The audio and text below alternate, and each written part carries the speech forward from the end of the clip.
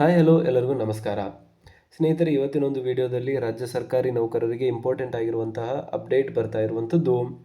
April 1, 2026ರಿಂದ ರಾಜ್ಯ ಸರ್ಕಾರಿ ನೌಕರರ ಒಂದು ಸಂಬಳದಲ್ಲಿ ದೊಡ್ಡ ಬದಲಾವಣೆ ಆಗಲಿದೆ. ಸೊ ಬೇಸಿಕಲಿ ಯಾರೆಲ್ಲ ಎಂಪ್ಲಾಯೀಸ್ಗಳಿದ್ದಾರೆ ಅವರ ಒಂದು ಎಂಪ್ಲಾಯೀಸ್ಗಳಿಗೆ ಆ್ಯಂಡ್ ಸ್ಪೆಷಲಿ ಬೆಂಗಳೂರಿನಲ್ಲಿ ಇರುವಂತಹ ಎಂಪ್ಲಾಯೀಸ್ಗಳಿಗೆ ಒಂದು ಇಂಪಾರ್ಟೆಂಟ್ ಆಗಿರುವಂಥ ಅಪ್ಡೇಟ್ ಬರ್ತಾ ಇರುವಂಥದ್ದು. ಹ್ಯೂಜ್ ಟ್ಯಾಕ್ಸ್ ಸೇವಿಂಗ್ ಇಲ್ಲಿ ಆಗಲಿದೆ. HR ಗೆ ಸಂಬಂಧಿಸಿದಂತೆ ಸರ್ಕಾರದ ಕಡೆಯಿಂದ, ಇನ್ಕಮ್ ಟ್ಯಾಕ್ಸ್ ಡಿಪಾರ್ಟ್ಮೆಂಟ್ ಕಡೆಯಿಂದ ಒಂದು ಇಂಪಾರ್ಟೆಂಟ್ ಆಗಿರುವಂಥ ಅಪ್ಡೇಟನ್ನು ನೀಡಲಾಗಿದೆ. ಸೊ ಬೆಂಗಳೂರು ಅನ್ನು ಮೆಟ್ರೋ ಸಿಟಿಯಾಗಿ ಇವಾಗ ಕನ್ಸಿಡರ್ ಮಾಡಲಾಗಿದೆ. ಇದಕ್ಕಿಂತ ಮುಂಚೆ ಬರೀ 4 ಸಿಟೀಸ್ಗಳನ್ನು ಮಾತ್ರ ಮೆಟ್ರೋ ಸಿಟಿ ಅಂತ ಕನ್ಸಿಡರ್ ಮಾಡಲಾಗಿತ್ತು. ಬಟ್ ಇವಾಗ ಮತ್ತೆ 3 ಸಿಟಿಗಳನ್ನು ಅದರಲ್ಲಿ ಆ್ಯಡ್ ಮಾಡಲಾಗಿದೆ. ಸೊ ಹಾಗಾದರೆ ನೀವು ಹೇಳ್ಬೋದು, ಬೆಂಗಳೂರಲ್ಲಿ ಆಲ್ರೆಡಿ ಮೆಟ್ರೋ ಓಡಾಡ್ತಾ ಇರುವಂಥದ್ದು ನಾವು ತುಂಬ ವರ್ಷಗಳಿಂದ ನೋಡ್ತಾ ಇದ್ದೇವೆ. ಸೊ ಇದರಲ್ಲಿ ಹೊಸದಾಗಿ ಏನಿದೆ ಅಂತ.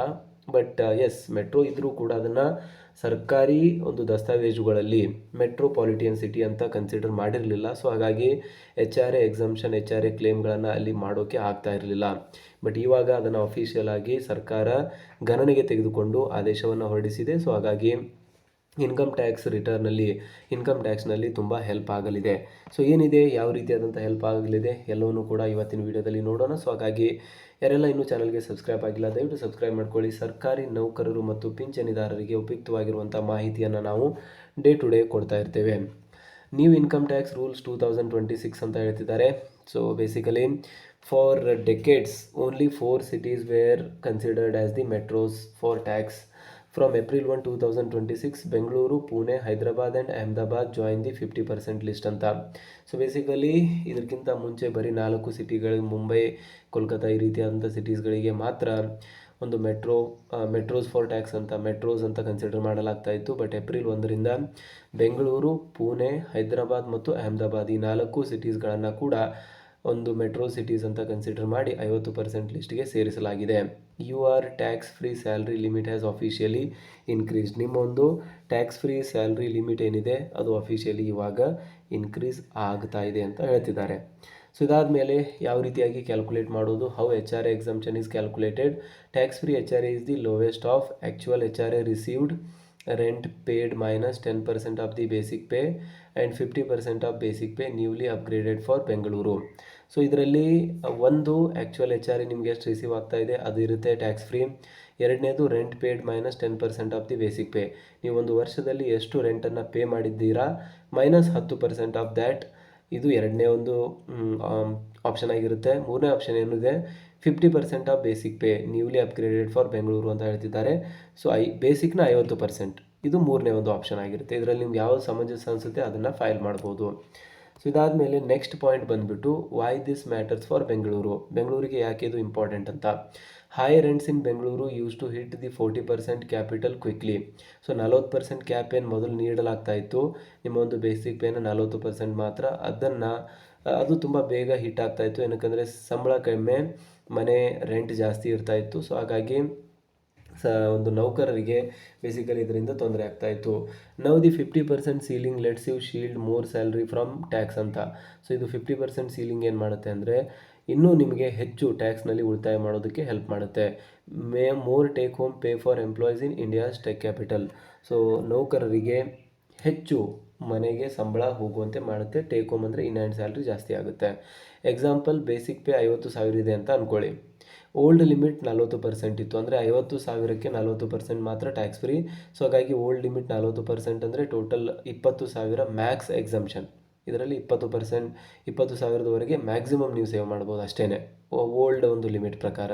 ನ್ಯೂ ಲಿಮಿಟ್ ಏನಿದೆ 50% ಅಂತ ಹೇಳ್ತಾ ಇದೆ, ಅಂದರೆ 25,000 ಎಕ್ಸಂಪ್ಷನ್ನ ನೀವು ಇವಾಗ ಪಡಿಬೋದು. 5,000 ರೂಪಾಯಿಯ ಡೈರೆಕ್ಟ್ ಇನ್ಕ್ರೀಸ್ನ ಇಲ್ಲಿ ನೀವು ನೋಡೋಕ್ಕೆ ಸಿಗ್ತಾ ಇದೆ.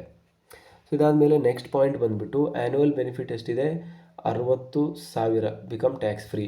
ಸೊ ಇಲ್ಲಿ ನೋಡ್ತಾ ಇದ್ದೀರಾ 60,000 ಇಲ್ಲಿ ಆ್ಯನ್ಯುವಲಿ ಟ್ಯಾಕ್ಸ್ ಫ್ರೀ ಆಗ್ತಾ ಇರುವಂಥದ್ದನ್ನು ಇಲ್ಲಿ ನೋಡ್ತಾ ಇದ್ದೀರಾ. ಸೊ ಇದಾದಮೇಲೆ only for the old tax resume. So ಇದು ಇಂಪಾರ್ಟೆಂಟ್ ಆಗಿರುತ್ತೆ. ಇದು ಬರೀ ಹಳೆಯ ಒಂದು ಟ್ಯಾಕ್ಸ್ ರೆಸ್ಯೂಮ್ ಚೂಸ್ ಮಾಡಿರುವಂಥವ್ರಿಗೆ, ಅದರಲ್ಲಿ ITR ಫೈಲ್ ಮಾಡುವಂಥವ್ರಿಗೆ ಇದರಿಂದ ಬೆನಿಫಿಟ್ ಸಿಗುತ್ತೆ. HR exemption is not available in the new tax regime. If you pay high rent the old regime might now be more profitable. Do your math before choosing your regime this April. So ನಿಮ್ಮ ಒಂದು ಮ್ಯಾಥ್ಸನ್ನು ನೀವು ಮಾಡ್ಕೊಳ್ಳಿ, ಒಂದು ರೆಸ್ಯೂಮನ್ನು ಈ ಒಂದು old tax regime ಅಥವಾ ನ್ಯೂ ಟ್ಯಾಕ್ಸ್ ರೆಸ್ಯೂಮನ್ನು ನೀವು ಚೂಸ್ ಮಾಡೋಕ್ಕಿಂತ ಮುಂಚೆ ಅಂತ ಹೇಳ್ತಿದ್ದಾರೆ. ಸೊ ಇದಾದಮೇಲೆ mandatory disclosures in 2026 new requirement relationship disclosure between landlord and tenant. So ಮೊದಲೆಲ್ಲ ಮನೆಯವರಿಗೆ ಬಾಡಿಗೆಯನ್ನು ನೀಡಿ ನಾವು HRAನ ಕ್ಲೇಮ್ ಮಾಡುವಂಥ ಒಂದು ಕೇಸಸ್ಗಳನ್ನು ಕೂಡ ನೋಡಿದ್ದೀರಾ. ಬಟ್ ಅದು ಇವಾಗ ನಡೆಯೋದಿಲ್ಲ. ಏನಕ್ಕಂದರೆ ಮನೆಯಲ್ಲಿಯೇ ನೀವು ರೆಂಟ್ ಪೇ ಮಾಡಿದ್ರೆ ಅದನ್ನು ಕನ್ಸಿಡರ್ ಮಾಡಲಾಗೋದಿಲ್ಲ. Relationship disclosure between landlord and the tenant ಅಂತ ಅವರ ಒಂದು ರಿಲೇಷನ್ ಏನಿದೆ ಅದು ಅವರು ಅದನ್ನು ಡಿಸ್ಕ್ಲೋಸ್ ಮಾಡಬೇಕಾಗುತ್ತೆ. If renting from family you must declare it in your tax forms. Always keep bank transfer proofs for the rent payments. Bank transfer payment ಮಾಡಿರುವಂಥದ್ದು, rent pay ಮಾಡಿರುವಂಥದ್ದನ್ನು ನೀವು ಪ್ರೂಫ್ಗಳಾಗಿ ನೀಡಬೇಕಾಗುತ್ತೆ. Your tax saving checklist ಬಂದುಬಿಟ್ಟು signed rent receipts ನೀವು ಇಟ್ಕೊಳ್ಬೇಕಾಗುತ್ತೆ, ರೆಂಟನ್ನು ನೀಡಿದ್ದೀರಾ ಅಂತ. ವ್ಯಾಲಿಡ್ ರೆಂಟ್ ಅಗ್ರಿಮೆಂಟನ್ನು ನಿಮ್ಗೆ ಇಟ್ಕೊಳ್ಬೇಕಾಗುತ್ತೆ. Landlord's PAN if rent is greater than 1 lakh per year. ಲ್ಯಾಂಡ್ ಲಾರ್ಡ್ನ ಪ್ಯಾನ್ ಅಂದರೆ ಯಾರು ಒಂದು ಬಾಡಿಗೆಯನ್ನು ಕೊಟ್ಟಿದ್ದಾರೆ ಮನೆ, ಅವರ ಒಂದು ಪ್ಯಾನ್ ಕಾರ್ಡ್ನ ಪ್ರತಿಯನ್ನು ಕೂಡ ನೀವು ಪಡೆದುಕೊಳ್ಳಬೇಕಾಗುತ್ತೆ. ನಿಮ್ಮ ಒಂದು ರೆಂಟು 1 ಲಕ್ಷಕ್ಕಿಂತ ಜಾಸ್ತಿ ಆಗಿದ್ದರೆ. TDS on rent if rent is greater than 50,000 per month. So TDS ಅಂದರೆ ಟ್ಯಾಕ್ಸ್ ಡಿಡಕ್ಟೆಡ್ ಸೋರ್ಸ್ ಅಂತ ಕರಿತೀವಿ. ಮೊದಲೇ ಟ್ಯಾಕ್ಸನ್ನು ಡಿಡಕ್ಟ್ ಮಾಡಲಾಗುತ್ತೆ if it is greater than 50,000 per month ಅಂತ ಇಲ್ಲಿ ನೋಡ್ತಾ ಇದ್ದೇವೆ.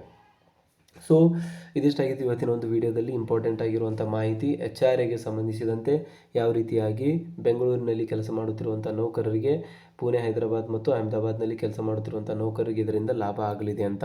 ಸೊ ಇದ್ರ ಬಗ್ಗೆ ನಿಮ್ಗೆ ಏನು ಅನಿಸುತ್ತೆ ಕಮೆಂಟಲ್ಲಿ ತಿಳಿಸಿ. अगर ट्रेडिंग सेटअप को लगाने में आज भी 15